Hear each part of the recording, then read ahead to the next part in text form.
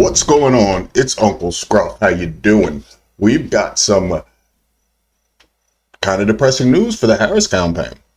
Now, they kind of brought this on themselves. Why? Because they had one of their conventions. We'll call it a convention because it was a sideshow. But at the DNC convention that happened a few days ago, they were supposed to have Palestinians speak there.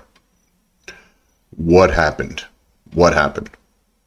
Well, according to the Palestinian group, Muslim Women for Harris, the group says Harris campaign denying a Palestinian speaker at the Democratic convention is a terrible message. Now, we're going to say that this is a message that she sent twice now. Because wasn't there another speech where she said this? Intends to cut Social Security and Medicare.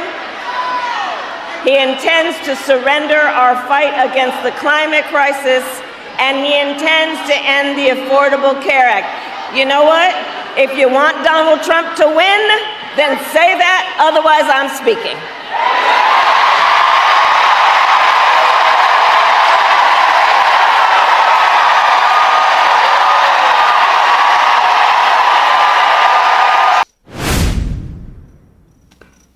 But at the DNC convention, we've decided that they weren't going to let the Muslim women speak. And the Muslim Women for Harris would send a very good sign. It might even convince people that she's not lying about Gaza and wanting a ceasefire. Because they could have had it. All they have to do is stop sending weapons. And Israel has nothing to fight with. Ceasefire. Point blank. But now, in the DNC convention, the regular everyday person, did you see them on the stage? No.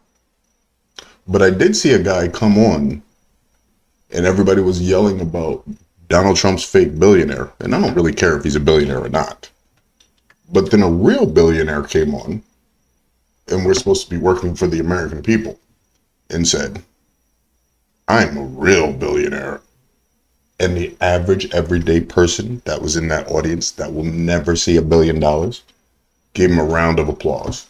So obviously, you know, that's not what we're looking for. But Palestinian people, women, now this is a woman running, but Muslim Women for Harris disbands their group and withdraws support for the candidate. Why'd they do that? Well, let's see. Outside of the convention, on the third night of the Democratic National Convention, the group Muslim Women for Harris released a statement announcing that it was disbanding in response to the Harris-Walz campaign refusal to allow a Palestinian person to speak on the main stage. The statement was released as a member of the uncommitted national movement, which I advise everybody to be uncommitted until time of voting. Now, you can be a Democrat, you can be a Republican, you can be an independent. But I advise everybody to be uncommitted because they need to fight for your vote. You don't just give them to.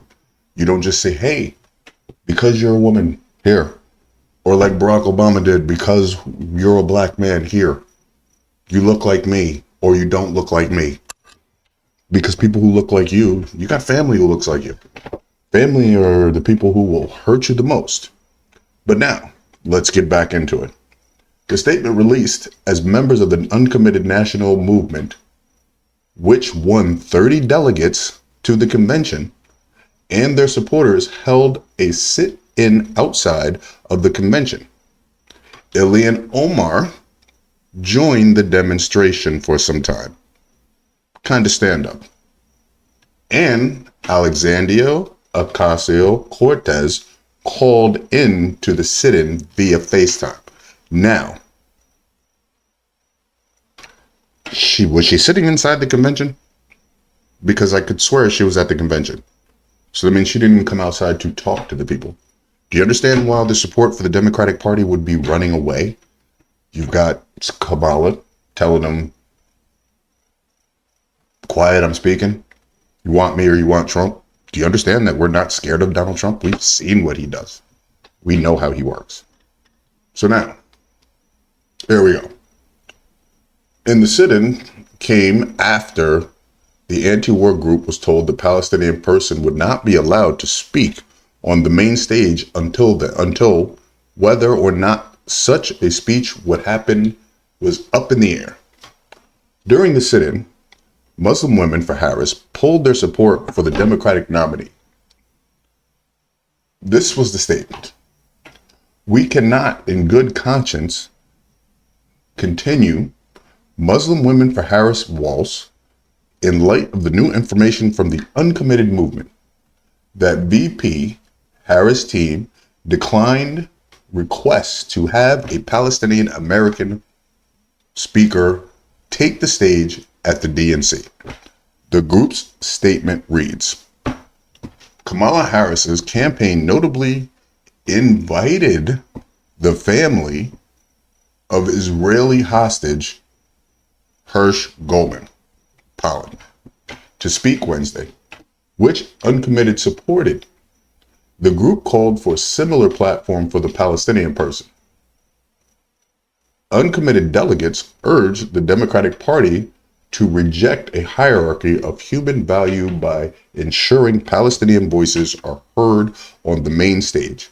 We are learning that Israeli hostages' families will be speaking from the main stage. We strongly support that decision. Now, if they strongly supported that decision, and these are your constituents that you are supposed to be vying for their vote, why would you throw away the Palestinian vote?